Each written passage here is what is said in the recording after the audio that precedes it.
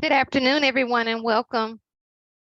The ICF Training and Technical Assistance Team is honored to welcome you to this California Housing and Community Development Community Workshop offered through the Emergency Solutions Grant Coronavirus Relief Consulting and Staffing Services Contract. I am Kimberly from ICF, and I will be hosting today's session. Today's training session is part of our new and non-traditional providers workshop series where we will discuss ESG and CoC coordination. Again, if you are just joining us, please make sure you introduce yourself into the chat. And it is my pleasure to hand over the presentation to our first presenter, Mike Thomas. Thank you very much. Good afternoon, everyone. I am Mike Thomas. I use he, him pronouns. I am a lead homeless services specialist with ICF. And before we get started, I will invite my colleague Gordon to introduce himself as well. Hello, everyone. My name is Gordon Levine. My pronouns are he, him. I am white and Jewish, and I too am a technical assistance provider with ICF. Glad to be with y'all. All right. So we are going to go ahead and jump right in to talk about ESG and CoC coordination. So a few slides to cover context in the beginning. So this is what our schedule looks like. There could very likely be some flexibility around this, but the main takeaway here is that we scheduled this for 2 hours and we are not going to take 2 hours. So we will probably end up giving you back a chunk of your afternoon. We'll probably cover it in about an hour. First, we're going to talk about the regulatory requirements for ESG and CoC coordination. We are going to talk about optional topics for ESG and CoC coordination. And then we are going to go through the California HCD ESG CoC coordination policy, which has been officially adopted and is available on their website. And then for the second part, we will do our lightning round, which for those of you who attended any of our trainings last year, you remember the lightning round. We'll ask you some questions and see what we've learned from the content today. And then we will have plenty of time today for question and answer, should you have any. Just a quick overview on abbreviations and acronyms, because there are a lot of them in this world. So when we say ESG, that's the Emergency Solutions Grant Program. ESG-CV is the same thing, but with funding provided through the CARES Act. CoC is a continuum of care as defined by HUD. You will not see this in this presentation, but FY is fiscal year.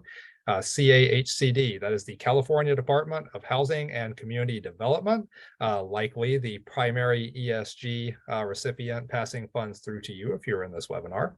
HUD is the U.S. Department of Housing and Urban Development. A recipient is an entity that receives ESG directly from HUD. So in this context, that is like California HCD.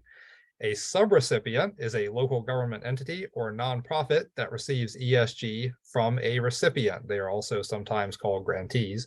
And finally, an UGLUG is a unit of general local government. You will, I don't think, see that acronym anywhere in this presentation, but just be aware that many, if not most, of the local COCs in California are administered by UGLUGs. So just keep that in mind. And then we always like to throw this in there when we talk about how this process works and how it centers around compliance. So there are different levels that lead to compliance. You've got federal uniform guidance, which sort of governs all federal contracts. And then you've got the ESG interim rule, which sort of narrows down and adds detail to that. And then you've got guidance such as AAQ responses, FAQs posted on HUD's website, which then further clarifies what's in the ESG interim rule.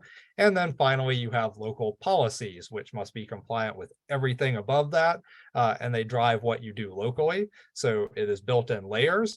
The collaboration policy we're going to be covering today is a local policy. So that is where it sits on this wheel, but it is designed to create compliance with everything above it.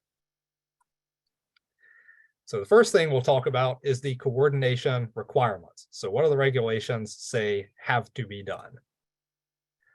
Now, the ESG and CoC program interim rules require ESG recipients and COCs to coordinate in 3 general areas. And those 3 areas are coordinated assessment or coordinated entry, written standards, and I should specify here, we're going to talk about it as we go through the presentation.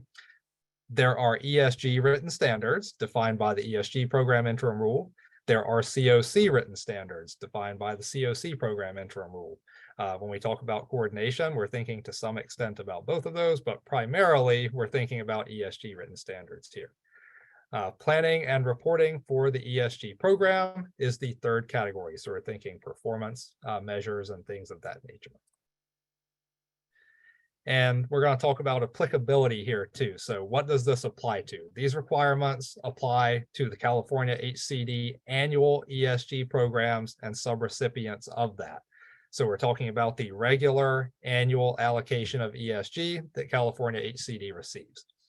The requirements we're going to talk about here around coordination were waived by HUD for the ESG CV program. So as such, these requirements don't really apply to ESG CV. So if there's an instance where you had ESG CV in the community, but not annual ESG, this could look a little different. But this is still going to generally apply to all COCs because the annual ESG requirements do require state recipients to collaborate with all COCs in the state. Just be aware that HUD established alternate requirements for ESG CV. Like I said, they don't mandate substantial consultation. So this is really more in a broader, like the annual ESG context. So for coordinated assessment, these are the requirements as they are spelled out in the regulation and in the HUD guidance.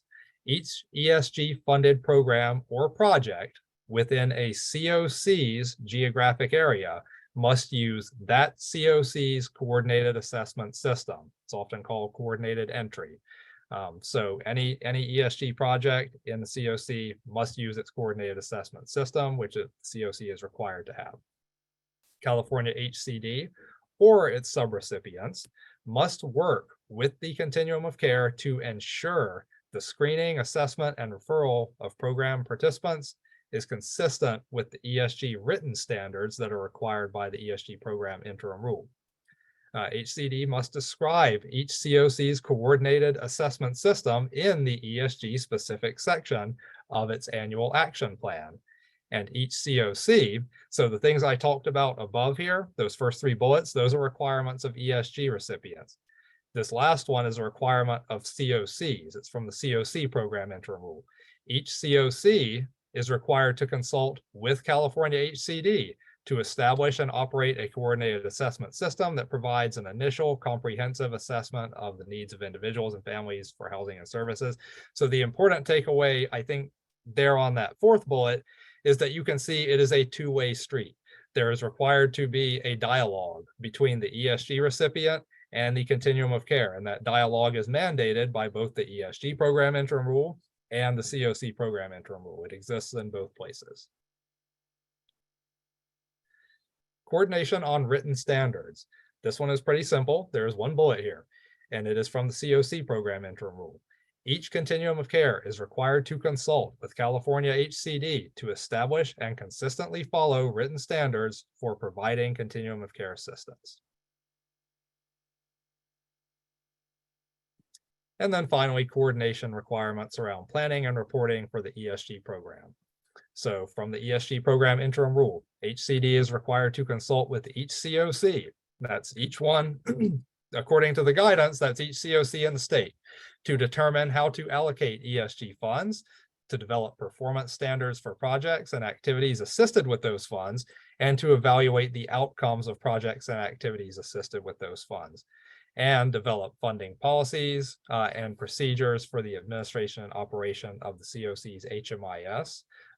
So I just said a lot, is basically saying that your HCD is required to collaborate with COCs on how the ESG funds are allocated, how performance is measured for that, and provide for administration of HMIS.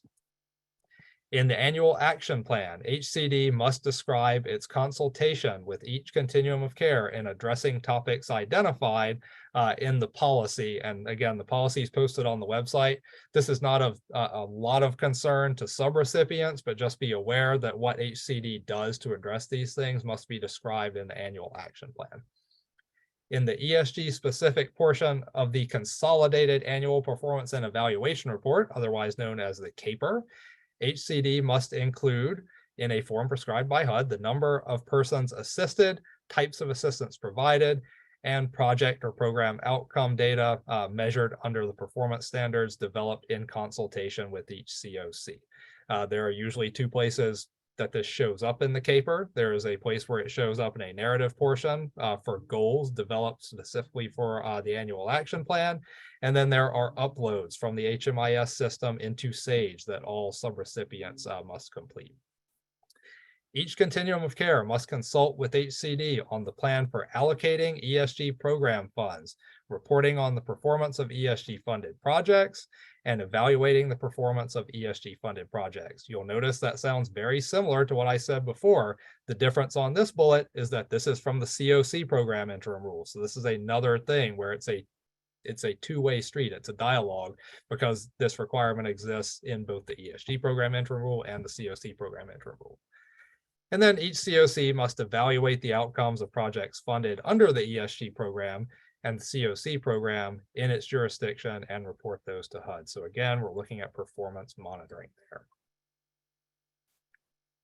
And I'm going to turn it over to Gordon to talk about optional topics for coordination. Thank you, Mike. So we're going to talk about optional topics here. When we say optional, we mean a couple of different things, but what I want you to take away from this, and we're going to get into this in more detail, is not that we're saying these topics are unimportant. It's not that we're saying that you shouldn't engage with them. We're saying that they are options that are on the table. We are going to talk about how to triage them a little bit by priority. As a person who has formerly worked for ESG recipients, worked at the CoC level, worked at the subrecipient level, what I would say is that at the end of the day, identifying which of these are important to your CoC and important to your implementation to create better projects and better services for participants, those are the ones to focus on. And to look at this not as a list of things that you either must do or mustn't do, right? Things that you absolutely must do or things that you absolutely ought to ignore, but rather take them as a menu that you can order off of. Next slide, please. So, optional coordination. Closer collaboration between HCD and its CoCs improves consistency in service delivery, funding allocation decisions, data collection, and community level alignment regarding priority populations. It also ensures homeless services are operating effectively in relation to both local and HUD-defined system performance measures. As I said, the point of coordination is ultimately to ensure that when the funding meets the road, you are putting out the best quality services you can in coordination with your partners. Next slide, please. So some areas for optional coordination are around the at-risk of homelessness definition. HCD, as the ESG recipient, may establish additional criteria for qualifying under the at-risk of homelessness definition, which is used exclusively by the homelessness prevention project type. These characteristics empower HCD to broaden access to that project type to populations that have demonstrable local need who would otherwise be excluded. Those criteria do need to be defined in HCD's consolidated plan. And I'll give you a really good example of sort of an incontrovertibly good idea for inclusion in the consolidated plan's at-risk definition. I live in and have most recently worked for Louisiana CoCs and Louisiana statewide ESG recipient. And so if you've ever looked at the at-risk definition, it includes pretty much everybody that you can think of, at least at first glance. But what it doesn't mention is anybody who's been impacted by disasters. What we discovered in Louisiana is that people who had been impacted by truly severe natural disasters, like Hurricane Ida, for example, were really at much higher risk of experiencing homelessness absent any other characteristics, even years on after the impact. And so that would be the kind of thing that you would look at for an addition to the at-risk of homelessness definition. If, for example, you were a CoC that had been deeply disaster impacted, that would be a conversation you might have with HCD. Around discharge planning, HCD and CoC program recipients that are state or local governments must establish and implement discharge policies to prevent people from being discharged from publicly funded systems of care into homelessness. Collaborations between HCD and local governments that receive CoC funding is an important way to ensure the effectiveness of discharge plans statewide. At the end of the day, HUD does not want anyone receiving ESG or CoC funding to discharge people from services into homelessness, except in extraordinary circumstances. Basically, take all measures possible to avoid that. System planning, each CoC is required to develop a plan to coordinate housing and services within its geographic area, which must at minimum encompass street outreach, engagement, assessment, shelter housing, and supportive services, as well as homelessness prevention strategies. HCD should work with CoCs to ensure that ESG funds are used as effectively as possible to support each CoC's system plan. And if I may, that might be the most important thing on this entire list. Ensuring that CoCs have a loud and impactful voice on local needs and implementation is a great way to ensure that ESG is being maximized, knowing that it is both a precious funding source because it can fund many important things that other sources can't, and recognizing also that since it is a statewide funding source, local needs will be best recognized by local providers. Next slide, please. Let's talk about HCD's ESG and CoC collaboration policy. And I see we've got nice paper cutouts representing that. Next slide, please. So HCD recognizes the importance of collaboration for both compliance and for positively impacting systems that prevent and end homelessness. HCD does not have the capacity to collaborate with every CoC in California on every single topic that in theory they could collaborate on. And frankly, it goes the other direction as well. Collaboration requires time and the investment of both time and attention. And that's one of those resources that simply no one has enough of. HCD will use a prioritization strategy to design its CoC collaboration and engagement activities to ensure that it's maximizing those limited resources. Next slide, please. This prioritization table is a breakdown of the way in which HCD is intending to approach its CoC collaboration in terms of triaging things based on their priority. Those on the high priority list include coordinated assessment. This is your coordinated entry system, though it also, of course, includes homelessness prevention, which is sometimes excluded from coordinated entry systems, though it shouldn't be. The allocation of ESG funds, obviously, important, kind of an essential element of the ESG collaboration process. Performance standards and outcome evaluations for ESG projects. This again is heavily informed by local information. And finally, planning and implementing HMIS, because this is necessarily a collaboration between CoC and ESG. Medium priority items include the annual action plan and consolidated plan, CAPER reporting, and discharge and system planning. This is sort of nuts and bolts of how to make your system work better. Finally, low priority items include CoC written standards and defining additional at-risk of homelessness criteria. Low priority doesn't mean not important. CoC written standards are important. Defining additional at-risk criteria are important when you need to define them, but they are not high priorities for reasons to be discussed. Next slide, please. So prioritization, definitions, and conditions. In other words, here's what these things mean, and here's how we got there. High priority means that we're talking about a regulatory requirement or an optional collaboration topic that's critical to HCD's ability or capacity to implement ESG effectively and compliantly. Medium priority items are regulatory requirements or optional collaboration topics that are important to HCD's ESG program, but that necessitate a lower level of interactive feedback from CoCs. Fundamentally, a good example is the coordinated entry system and the HMIS systems require kind of a lot of interaction to make sure that they work well for everybody. But at the end of the day, the consolidated plan generally is mostly an ESG recipient activity that takes input from COCs, but that it's just not as large of a piece. There's not as much interactivity there. Low priority, this is a topic that is not a requirement of HCD, or it just doesn't require the consistent and proactive outreach to COCs. Again, the at-risk definitions of homelessness expansions are a good example of this. If a COC needs something added, the COC will absolutely be clear about that, but it doesn't have to happen frequently. It doesn't have to happen consistently. And HCD usually is not going to be in a position to solicit that input. That's something that will usually bubble up locally. So conditions may apply. HCD will review the prioritization table annually, as things may well shift.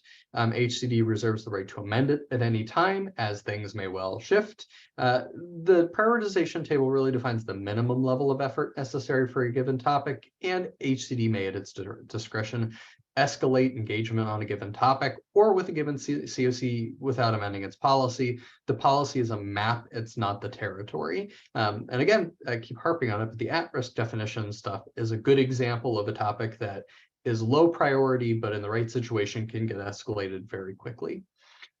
Finally, HCD will focus its engagement on COCs that are actively under contract to receive ESG annual funding. COCs that don't meet that criterion may, at HCD's discretion, receive lower levels of engagement than indicated on the prioritization level. Again, attention and staff time are limited resources, and this is HCD ensuring that those go to the places where they will be most impactful for everybody concerned. Next slide. Back over to you, Mike. Thank you, Gordon. So some general guidelines around HCD's collaboration with COCs.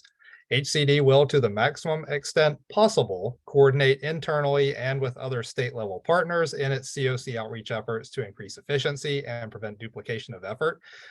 This is largely important internally for HCD, but what it generally means is that there are departments within HCD that do outreach to communities for different things. They might send surveys, they might engage in different ways. And when HCD can piggyback on that for its ESG collaboration, it will do so to the maximum extent possible.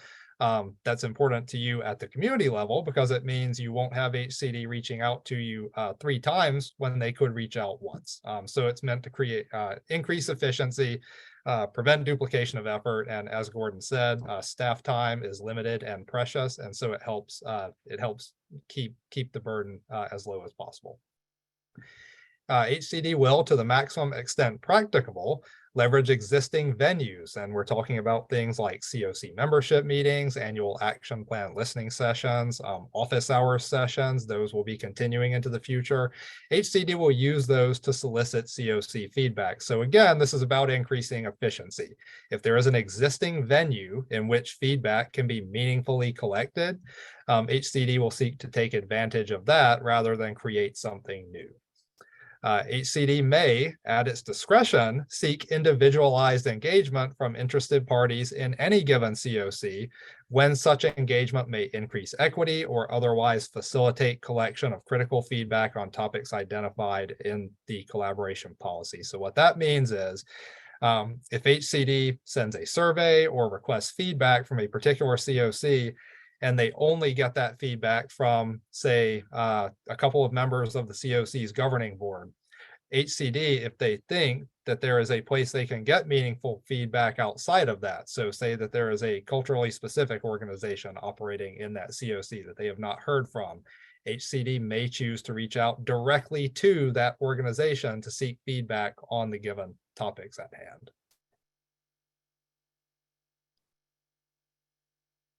There's also specific information in this policy regarding tribal nations.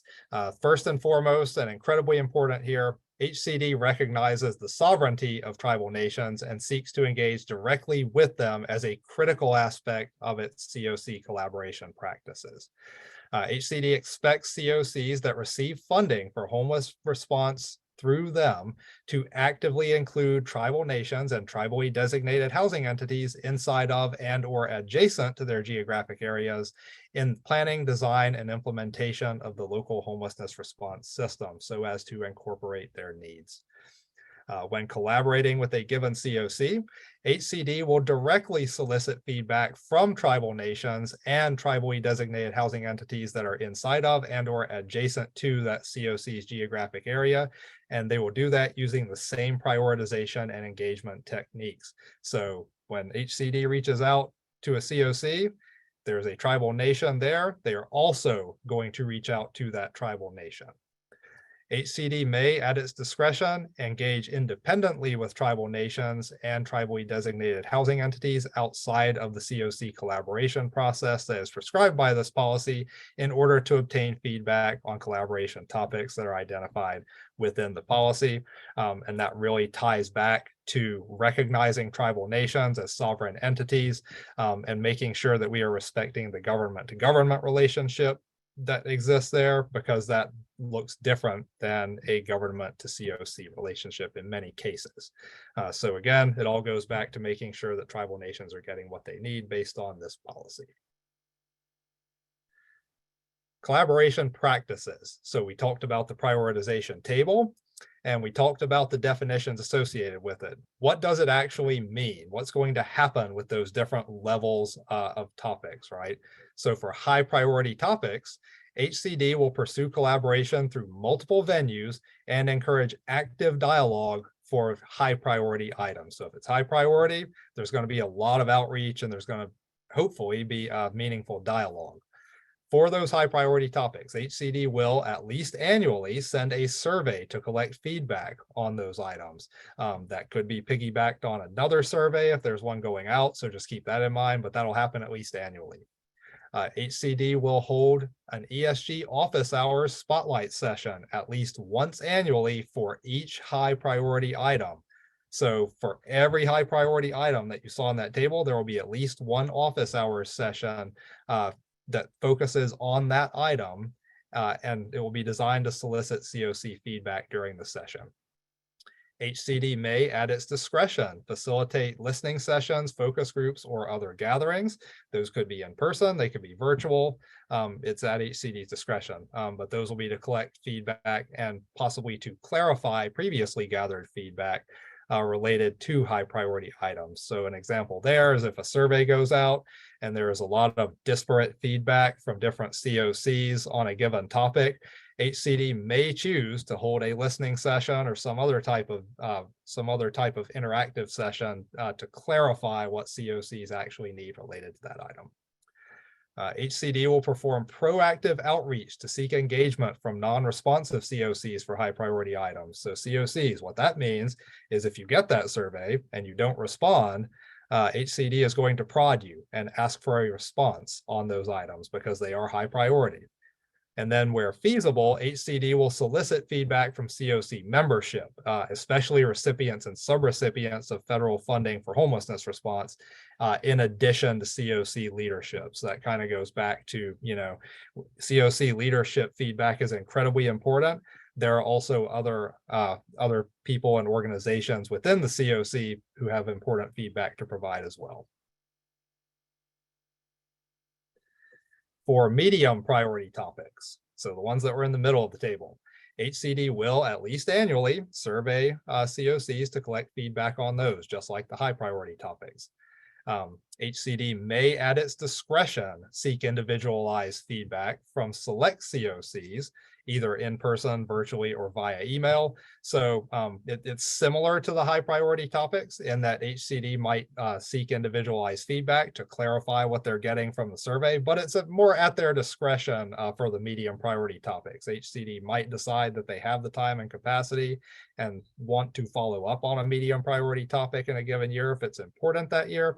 Or they might not, just depending on what it's looking like. There's a little more flexibility around the medium priority topics. And then HCD may, at its discretion, perform proactive outreach to seek engagement from non-responsive CoCs. So again, it's just more flexible for medium priority topics. For high priority, I said HCD would prod you if you don't respond to the survey. For medium priority topics, HCD may or may not prod you, depending on the capacity that they have related to medium priority topics. And finally, for low priority topics, HCD may pursue active collaboration on low priority items at its discretion, but will otherwise collaborate on these topics only by CoC request. Because remember, the low priority topics are by definition the ones that are not a requirement for HCD. They may be requirements for CoCs, and they are important, but again, it's all about capacity. So for these, it's going to mostly be by CoC request. However, important to note that HCD will be responsive to CoC requests related to low priority items and will respond to such requests as feasible in a timely manner. So yeah, it's mostly going to be by CoC requests for the low priority topics. And that wraps us up on the content portion. We are going to jump right into the lightning round instead of taking a break this time. Those of you who have been around last year might remember the intermission. We do not have that for this presentation because it's a short one. And I did not confirm if we have polls set up for this, so we will find out. We do. Perfect. Thank you, Kim. So, and I will mention too, there is a naming convention. We always do a naming convention. There is almost no reason functionally to have the names in these, except for we want to have a naming convention. And give you a reason to be engaged, right? So pay attention to the names. You get a gold star if you can figure out where we pulled these names from. This is question number 1. So Michelle is an ESG program specialist in training for HCD. She is learning about the regulations that govern interaction between HCD ESG and the CoCs in California. Which of the following statements is accurate? CoCs and ESG recipients are encouraged to collaborate, but it's not required. The regulatory burden for collaboration falls mostly on CoCs and not ESG recipients. Collaboration is too difficult. There's no good regulatory reason for it. Or option 4, CoCs and ESG recipients must collaborate on specific topics outlined in regulation. I want to note here, we cannot tell who is picking which answer. We have no visibility on that. So feel free to take a shot on any of these questions. If you don't know the answer, just pick one and see how it goes. You should see your poll up on the screen there with your 4 options that correlate to the slide. So pick which one you like and hit submit. And I cannot see the results coming in, so I am going to trust our moderator to close it up when it looks like we're done.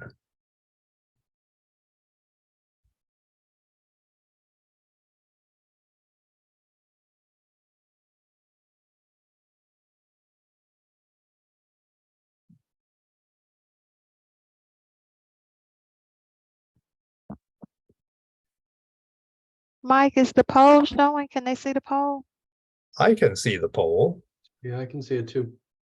Can Yep. anyone verify Oh. that they can see the poll? I don't see anyone answering any questions. I answered.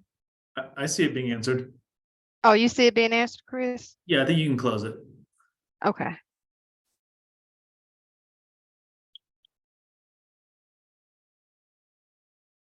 I cannot see results. But if someone who can see results could tell me, I will click on options. Oh wait, now I can see results. Looks like option 4 got the most votes. Option 4 is the correct one. Well done, everyone. Now over to you, Gordon, for question number 2. Oh wait, I'm sorry. We're going to cover why that was correct. I think it's pretty clear why that's correct. Regulations do require collaboration between CoCs and ESG recipients on very specific items. It is possible for a CoC to contain multiple ESG recipients, and it is also possible for an ESG recipient to span multiple CoCs. Each entity is responsible for knowing the requirements and collaborating as necessary. Now we will go to question 2. All right, Eleanor, the ESG program manager for HCD, is planning CoC coordination activities for the year. With which of the following topic areas should Eleanor not be concerned for this purpose? Which of the following should Eleanor not be concerned about? Is it A, or is it option 1, coordinated assessment, option 2, administrative activities, option 3, written standards, or option 4, ESG planning and reporting? My goodness. Let's get the poll up and see what you think. Feel free to take a guess, spin the wheel. No, I'm sorry, the naming convention is not First Ladies of the USA. You received neither the shiny gold star nor the second prize, which is overcooked fettuccine.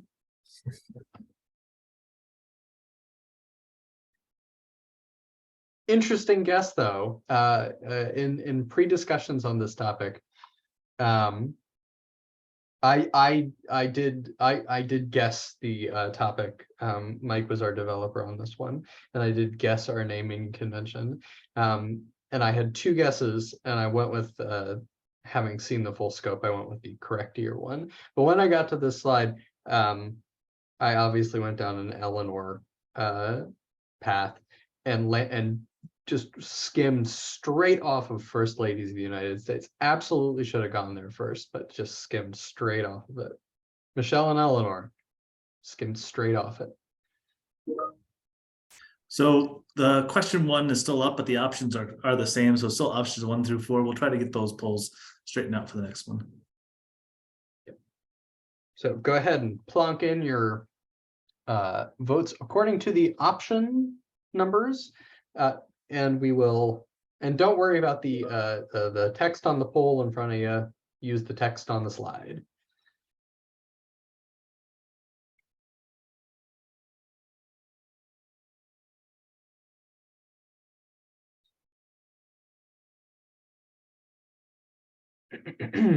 All right, we had answers and it went away on us. So, Well, I saw very quickly that there option should be up 3. now. We have All 2 right. is up now. We should be fine. Okay, well, let's try that again. If you responded before, please take a moment, respond again. But question 2 is up in front of you. Let us know which of the following topics Eleanor should not worry about.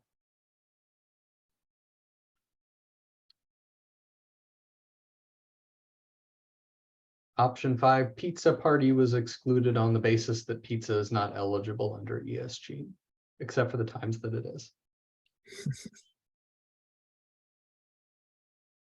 And because it would be the obviously correct answer. I once had an ESG recipient request reimbursement for balloons. Was it eligible? Not in that instance. It was not a hot air balloon for transportation, so it was not eligible. Technically, all forms of transportation that provide a necessary service, if you could justify a hot air balloon as an outreach vehicle. Are you seeing the results? Yes, Gordon? we are. All right. We're just also having fun, for which we apologize. Option 2 was the most popular. Let's have a look. Let's give us a click. Option 2 was correct. Let's see why option 2 was correct. So required ESG and CoC coordination topics grouped broadly include coordinated entry or assessment, written standards, and ESG planning and reporting. While the ESG program manager would ultimately also be concerned with administrative activities to some extent for any number of different reasons, it's not really relevant in the context of ESG and CoC coordination. It's more of a grant management thing. Good guesses all. Next slide. All right, number 3. Maxwell, that should be has been directed by his supervisor at HCD to perform outreach to COCs regarding coordinated assessment. Which of the following is not true of ESG CoC collaboration on coordinated assessment? HCD's ESG projects only need to use coordinated assessment for rapid rehousing. COCs must collaborate with HCD to establish and operate coordinated assessment. All ESG funded projects must use the local COC's coordinated assessment system. HCD must describe coordinated assessment in the annual action plan. One of those is not true. You're going to pick which one you think that is. Give me 1 second. I'm having trouble launching this poll because I don't have the right administrative options. It's Zoom is working funky for us today. So just give me 1 second here. If Chris does not have the right administrative functions, I don't want to know. I gave them away. There we go. I think I got it now. Let's go ahead and give this a try. We are going to go to question number 3 in launch. How's that sound? Yeah. All right, so this is not launching at all for me. Something is broken. I think we'll have to do this old school, y'all. All right. We gotta drop it in the chat. Yep. All right. Put a number in the chat. Everyone just drop a number in the chat, 1 through 4. Be brave. We promise we won't judge. See some 1s. I see a 2. More 1s.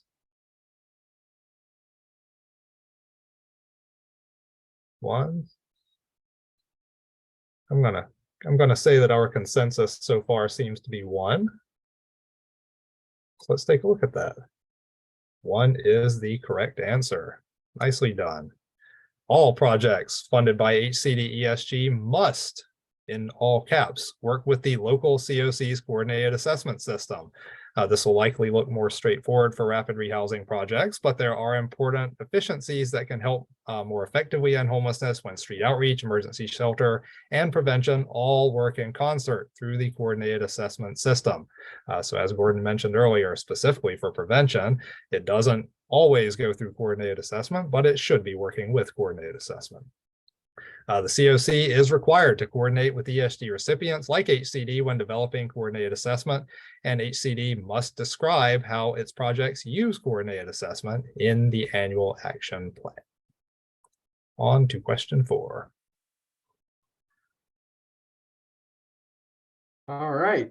Rita is an intake worker for an HCD ESG funded homelessness prevention project.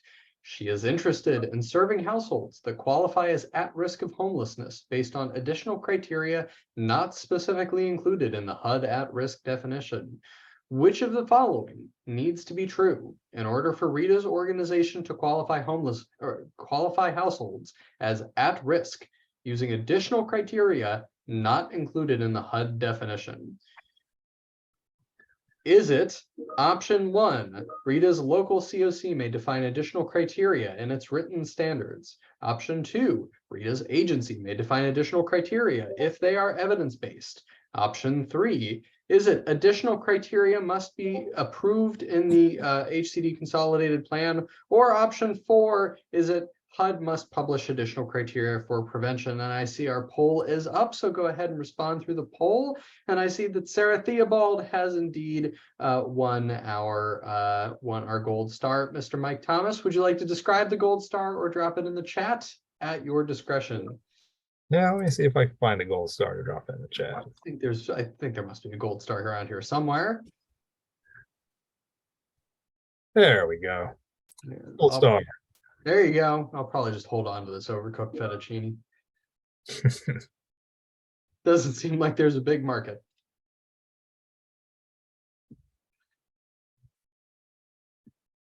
I have to say that's a good pickup, getting that right before we got to the really obvious ones. In the later slides, I dropped in some more obvious names. Yep. Oh my God. I don't think that's Wow. ever happened before. Ooh. Well, it's a dead heat behind all of them. It's an equal response. I think 4 people voted, myself.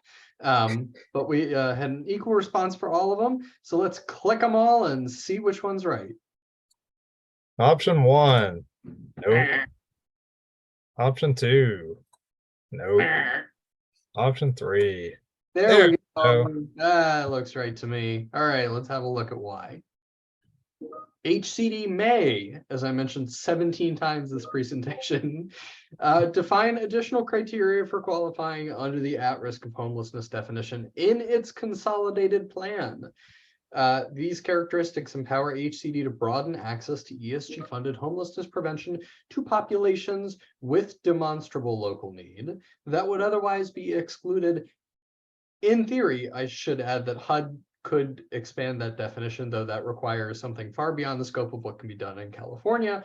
But downstream, no, Rita's agency or CoC may not define additional at-risk criteria willy-nilly. That responsibility remains with HCD. Next slide, please. All right, question number 5. Here's where the names start getting a little more obvious. Jude is an ESG specialist at HCD who is coordinating outreach to COCs on optional collaboration topics. Which of the following will Jude find is not outlined in the HCD policy as an optional topic of collaboration with COCs? So which one of these is not one of those optional topics? The at-risk of homelessness definition, system planning, discharge planning, or the point-in-time count? So go ahead and pick which one you think is right. Looks like the poll is up.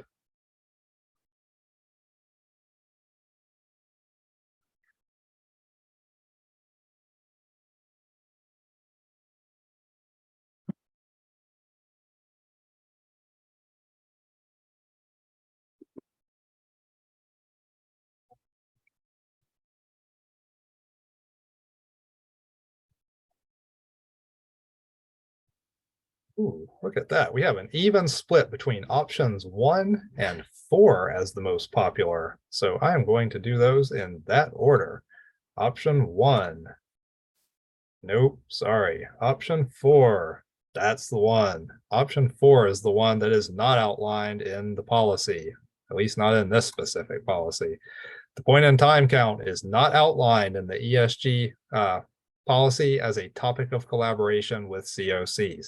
While it is certainly a good practice and often required for ESG funded agencies to participate in the point in time count, and when I say required there, I'm not saying that's federal requirement, I'm saying it is often a requirement of local ESG recipients that their subrecipients participate.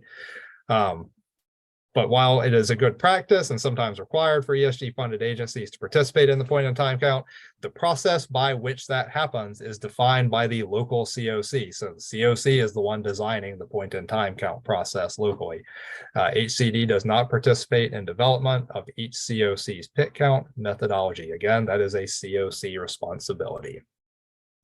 And back to you, Gordon, for number 6.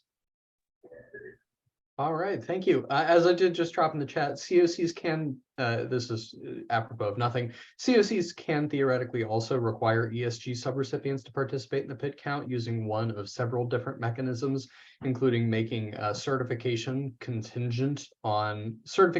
ESG funding contingent on participation for continuing recipients, for example. So just keep an eye on that, as that requirement can come from a number of places. Lucy, yet another ESG specialist with HCD, is working to review and update the COC's collaboration priorities table found in HCD's collaboration policy and which we looked at earlier. According to the policy, how often will the CoC collaboration policies table be formally reviewed and evaluated for any necessary updates? How often will HCD review the table and evaluate it for necessary updates? Is it option 1 annually, 2 biannually, which means every other year, 3 every 5 years in conjunction with the consolidated planning process, or 4 as needed? What do you think? Let us know. Click the poll. I myself have been cleaning up all my calendar invites to correctly identify whether a meeting is bi-weekly or semi-weekly. A distinction that is important to no one on this earth but me.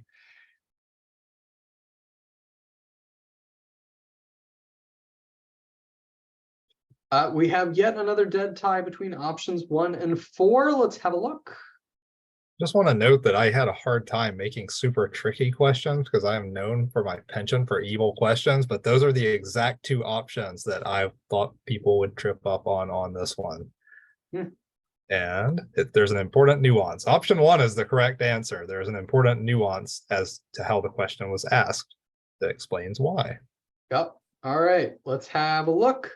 HCD's policy states that the CoC collaboration priorities table will be formally reviewed on an annual basis. However, HCD reserves the right to make more frequent updates at its discretion, and at its discretion is the operative distinction there. Formally reviewed and reserves the right to make more frequent updates. Yep, I think just more evil. You need to go eviler, Mike. Next slide. Let's see how much evil Mike brought on this next slide. It was hard in this presentation to be really evil with the questions, but if we do maybe a housing problem solving one or something, we can get into We that. did, and it was evil. I think Yeah, the that's right. reality is that COCs are just like too filled with goodness for us to come up with anything truly evil. I'll take it. All right. Prudence is a staff member at one of California's COCs. She has identified updating the local COC written standards as an action item. So that's something she will be working on. COC written standards is a low priority item on the HCD COC collaboration priorities table. Which of the following is the best way for Prudence to proceed, given that this is a low priority for HCD? Should Prudence wait for HCD to reach out? They will automatically do so based on the policy. Should Prudence ask another COC what to do because this isn't clearly addressed in the policy? Should Prudence reach out directly to HCD and expect them to respond as promptly as is feasible? Or should Prudence do nothing? Written standards are not really all that important.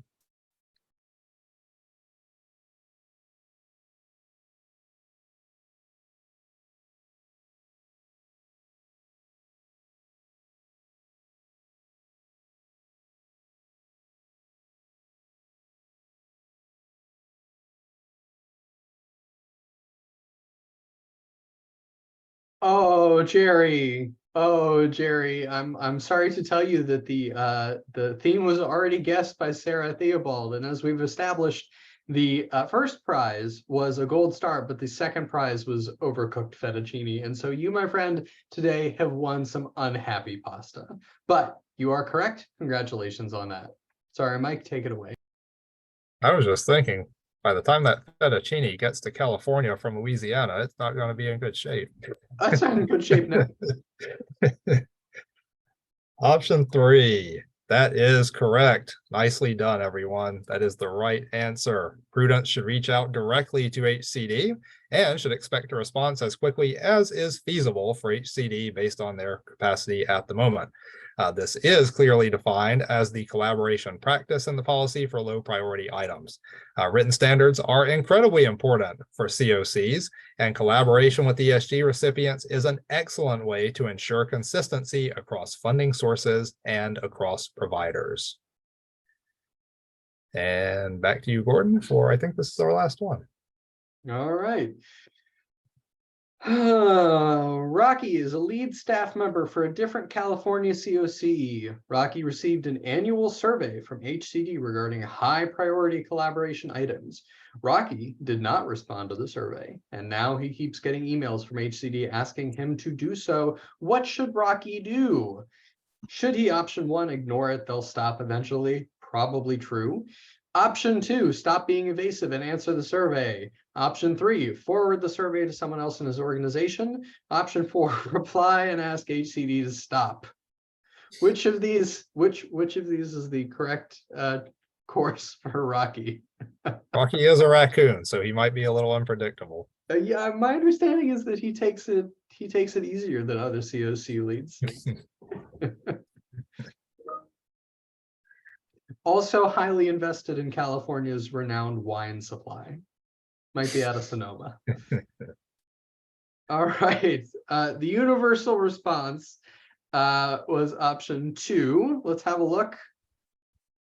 Of course, Rocky needs to get off his log and answer the survey. Let's have a look at why. He should just complete the survey. It's fast, painless, and will provide HCD with critical information on planning for the annual ESG allocation. And it is really the only way to get HCD or anyone with a survey really to go away, is just to answer the survey. Which I believe brings us to the end. Mr. Michael Thomas, do you want to put our Q&A cap on? Yeah, let me take down the slides so we can actually see, should anyone want to come on camera. And we have plenty of time for Q&A if anyone has questions. So we invite anything and everything. So feel free to drop it in the chat or come off mute and ask it verbally. We are here to answer.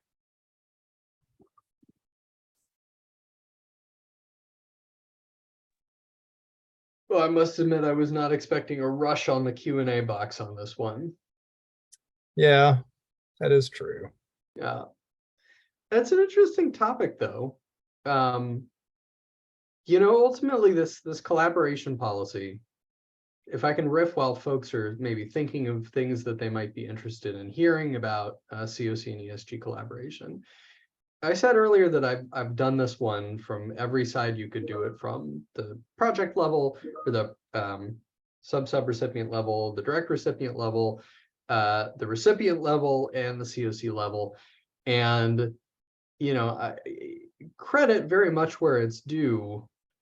Direct recipients like HCD that have a CoC collaboration policy are way ahead of the curve, both because A, it helps meet those requirements, but B, and really more importantly, I think from all sides, there are just like times when you need your recipient to pay attention, and vice versa, when you're an ESG recipient or when you're a CoC. It's one of those things where like 95% of the time you don't think about it because everything is clipping along and everybody's got their day job to do and the policy is already in place. But there are times as a CoC or as an ESG subrecipient or as an ESG recipient where you need to get the other party's attention, and having a framework in which that can occur is important because it empowers everybody in the relationship to ensure that they're getting their needs met. And in the absence of that policy, it can be really hard to get somebody's attention on the other end. So the way I look at policies like this is you're not gonna have Friday afternoon set aside to look at your CoC collaboration policy and think about like, how can I collaborate this week? But it's there when you need it, right? It's your insurance policy. And I think it's also notable that, and we talked about this with HCD and the development, that this is pretty cutting edge because HUD doesn't really define what the collaboration has to look like. It just defines that the collaboration has to happen. So there are not a ton of CoCs I have worked with, or ESG recipients for that matter, that have really defined like, this is how we are going to collaborate. Sometimes it's just an email, sometimes it's a phone call or whatever, and it's very informal. So having this structure for it, it really just lets everyone know how it's going to work. And it defines things to a level that, sets expectations, which I think that's very valuable. Agreed.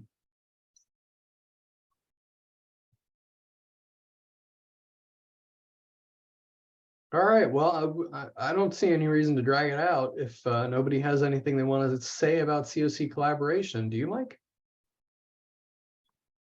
No, I think we are wrapping up in an hour. Look at that, everyone. All right, well, I think Kim has taken us home today. Am I right about that? I believe so. Sorry, guys, I couldn't unmute myself. Thank you all for attending the California Housing and Community Development Community Workshop session offered through the Emergency Solutions Grant Coronavirus Relief Consulting and Staffing Services Contract. Look out for more information on the next new and non-traditional providers workshop series session. A 3-question survey will pop up as the session ends. Please provide your feedback so we can ensure these training sessions are useful as possible. Thank you all, and we will send you out a copy of the recording.